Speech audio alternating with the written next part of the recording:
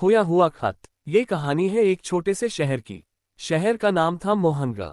शांत, सीधा सादा सा शहर, जहां हर कोई एक दूसरे को जानता था, जहां चाय की दुकानों पर गप्पे और शाम को मंदिर की घंटियां बजती थीं।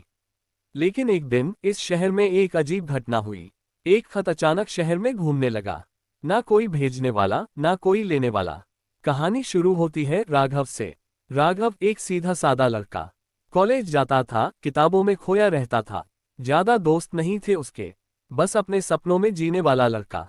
एक दिन राघव को कॉलेज से लौटते वक्त बस स्टॉप के पास एक पुराना, मिट्टी से सना हुआ लिफाफा पड़ा दिखा।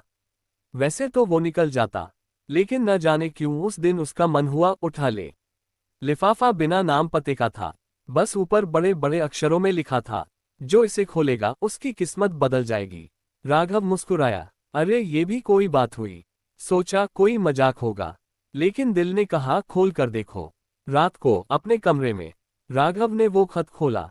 खत में लिखा था, ग्रेटर देन, अगर तुम अपनी किस्मत बदलना चाहते हो। ग्रेटर देन तो आज रात 12 बजे पुराने कब्रिस्तान आओ। ग्रेटर देन अकेले। ग्रेटर देन अगर किसी को बताया तो सब खत्म हो जाएगा।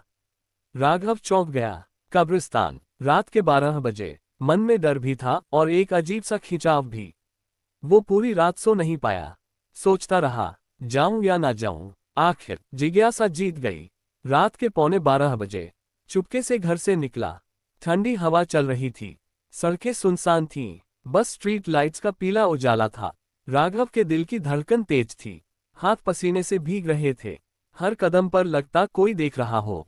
आखिर वो पहुंचा पुराने कब्रिस्तान के सामने। दरवाजा चरमरा कर खुला। भीतर चारों तरफ धुंध थी और हवा में अजीब सी गंध। ठीक 12 बजे एक आवाज गूंजी, तुम आ गए। राघव ने चारों तरफ देखा, कोई नहीं था। आवाज फिर आए, अगर सच में अपनी किस्मत बदलना चाहते हो तो बीच वाले पेड़ के पास जाओ। राघव कांपता हुआ बीच के पेड़ तक गया। वहां जमीन पर एक और लिफाफा रखा था। इस बार खत में लिखा था, ग्रेटर देन, एक छोटा सा काम करना होगा। ग्रेटर देन, एक खोई हुई चीज को सही जगह पहुंचाना। ग्रेटर देन, अगर कर सके तो इनाम मिलेगा।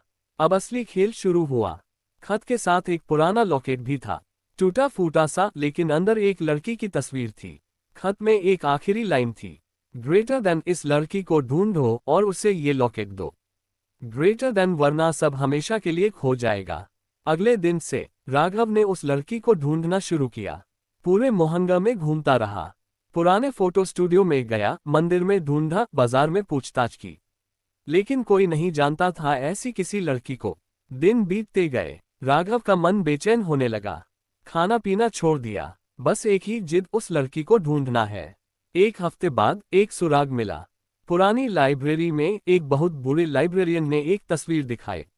ये लड़की कभी इस शहर में रहती थी, 30 साल पहले। राघव चौंक गया। 30 साल पहले? हाँ, बूढ़ा बोला, लेकिन एक हादसे में उसकी मौत हो गई थी। राघव के हाथ से फोटो गिर गई। जिसे वो ढूंढ रहा था वो तो इस दुनिया में थी ही नहीं। अब कहानी ने नया मोड़ लिया। राघव सोचने लगा, फिर ये लॉकेट किसे देना है।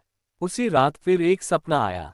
सपने में वही लड़की मुस्कुरा रही थी और कह रही थी, मुझे आज़ादी चाहिए, मेरे लॉकेट को उस जगह रख दो जहां से सब शुरू हुआ था। राघव समझ गया उसे कब्रिस्तान वापस जाना होगा। अंतिम रात राघव फिर उसी पेड़ के पास पहुंचा। लॉकेट को जमीन पर रखा। तभी अचानक तेज हवा चली, पेड़ की डालियां हिली, आसमान में बिजली चमकी और एक पल में वो लॉकेट जमीन में समा गया जैसे कभी था ही नहीं। राघव घबराकर भागा। अगले दिन जब राघव जागा, उसकी जिंदगी बदल चुकी थी। घर में एक चिट्ठी मिली। कॉलेज से स्कॉलरशिप मिली थी विदेश जाने के लिए। जिस नौकरी के लिए वो तरसता था उसका ऑफर लेटर भी आ गया। राघव समझ गया, उस रात उसने न सिर्फ एक लॉकेट लौटाया था, बल्कि किसी अधूरी आत्मा को भी मुक्ति दी थी।